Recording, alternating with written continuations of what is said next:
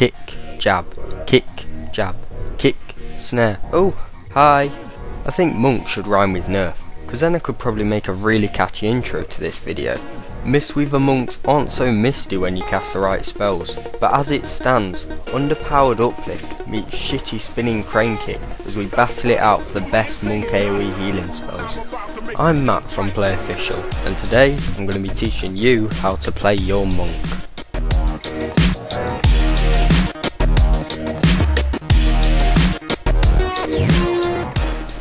Now, as you know, monks have two resources, mana and chi. Now what we're going to want to be doing is pretty much creating a balance between these. So let's start off with what I consider to be our most important spell, Renewing Mist. Renewing Mist is almost like a less powerful version of Renew or Rejuvenation. After you cast it on one player, it will bounce to two other players, meaning that one cast is hots on 3 people. You can generally keep about 8 of these hots ticking, and if you use your Thunder Focus T, up to about 16. As you can see here on my raid frames, all the players with little white bars across their nameplates have Renewing Mist on them. Renewing Mist is also a smart heal, so it will bounce between your raid healing low health party members, assuming you have it glyphed.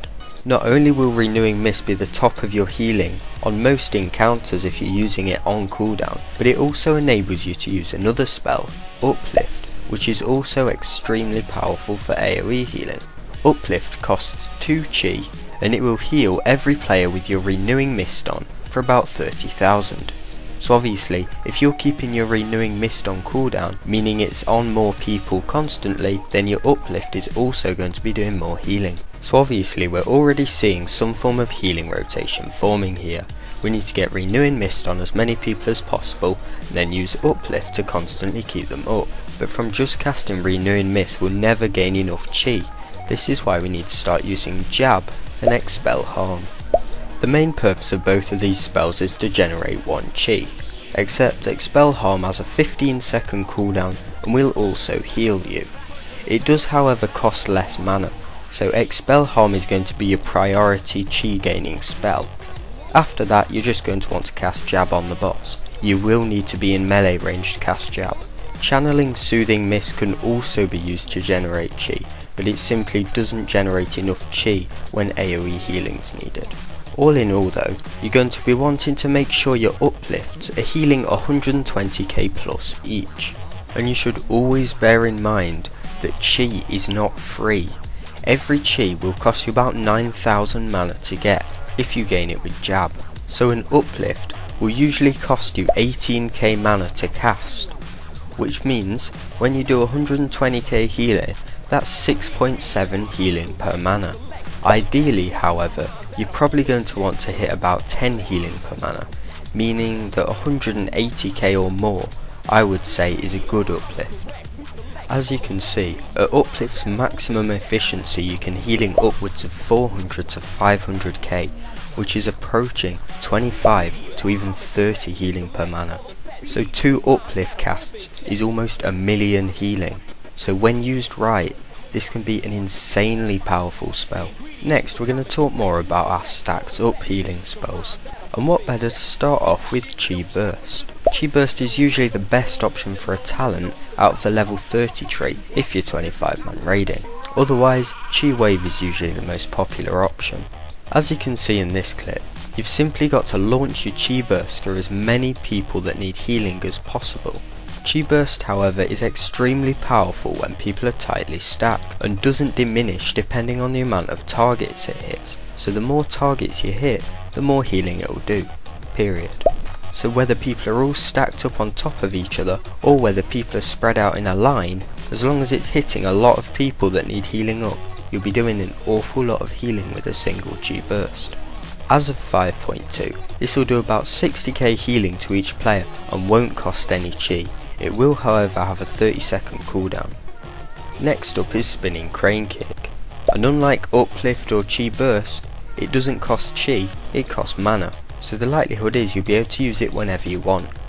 Also, unlike Uplift, it doesn't require Renewing Mists, it simply heals everybody near you, so why don't we just spam this? Well, because it's probably the most mana intense healing spell in game. So you're probably thinking, when do we want to use Spinning Crane Kick? Well, Spinning Crane Kick is good to AoE heal if you don't yet have enough Renewing Mists up for your uplift to be worthwhile, and also if you're having to move a lot, such as the Tornado phase on second boss Heart of Fear, it can be an excellent instant heal on demand spell. The next spell I'm going to talk about is probably my favourite monk AoE spell, Chi Torpedo. The way it's positioned is almost like a Chi Burst, except you are the Chi Burst.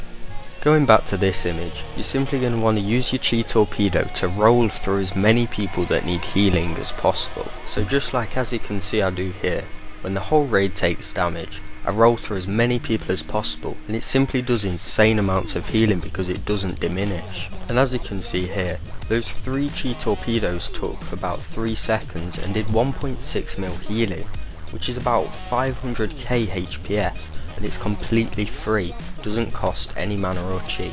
And just for some of the elitists that say Chi Torpedo isn't a good talent to go for, when I managed to log a world 2nd rank on Imperial Visor Lock, well, Chi Torpedo was my top heal by a pretty big margin. Our final monk AoE healing spell is Revival. It's a monk's equivalent to Tranquility or Divine Hymn. It's on a 3-minute cooldown, and on average you should be aiming for it to do about 1 million healing split between your whole raid. Now, what some people fail to realise with Revival is in 10 mans it's going to do about 100k healing to each player. In a 25-man raid it'll only do about 40,000 healing to each player. So effectively, in a 10-man raid, Revival is a much more powerful cooldown than in a 25. In a 25-man raid, a Revival only does slightly more healing per player than an Uplift does. The final ability we're going to want to be using for AoE healing is of course Mana Tea. In a full boss encounter, you can expect your Mana Tea to restore anywhere between 400 to about 900k mana. The overall amount of mana you get back from your Mana Tea will depend on how many chi you're spending, your critical strike chance, and also whether you've taken the talent to increase your maximum mana by 15%. But on a fight such as Galeron, where you're constantly using chi as you can see here, during the course of a fight, you can expect your Mana Tea to restore about 800k mana overall. Mana Tea doesn't have to be used on cooldown, but you want to make sure you're ending encounters with no Mana Tea left, because for every stack you have left at the end, that's 4% mana wasted, and 4% mana can easily equate to about 200k plus healing. Hopefully this guide didn't bore you too much, but if you follow every step in it, there's no reason why when you get a decent gear level you shouldn't be getting decent ranks on World of Logs.